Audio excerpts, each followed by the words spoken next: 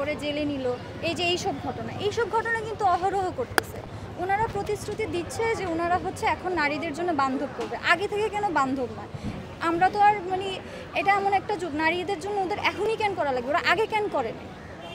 জিনিসটা খুবই ন্যাচারাল একটা জিনিস। আপনি যেটা আগে করতে পারেন নাই, এখন আপনি বলতেছেন যে আমি হইলে আমি করব।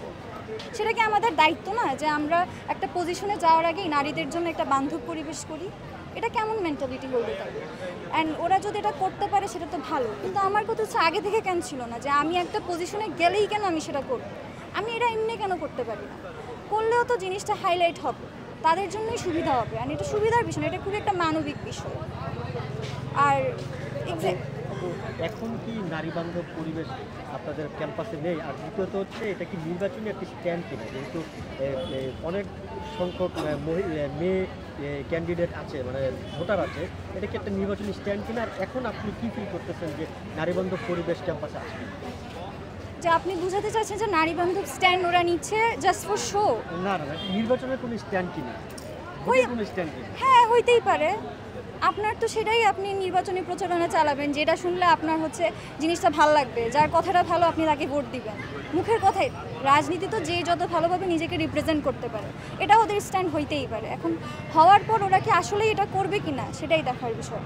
আর নারী বান্ধব ক্যাম্পাসে কি এখন নারী বান্ধব পরিবেশ অবশ্যই কি আছে মনে হয় তো না? আপনি কি ফিল নারী করছেন? বান্ধব, আমার কাছে তো নারী বান্ধব লাগে। সমস্যাটা কোথায় হচ্ছে কি, যখন একজন ফেসবুকে একটা পোস্ট করতেছে সেখানে বট অ্যাটাক হচ্ছে, সেটার কিন্তু কোনো অ্যান্সার নাই, ওরা কেউ অ্যান্সার দিতে পারছে না। ওরা সামনে এসে কিছু করতে পারতেছে না, পিছন থেকে বসে বট অ্যাটাক করতেছে। এক একটা অ্যাকাউন্টে যে শিবির বলেন, ছাত্রদের বলেন, ট্যাগ করতেছে।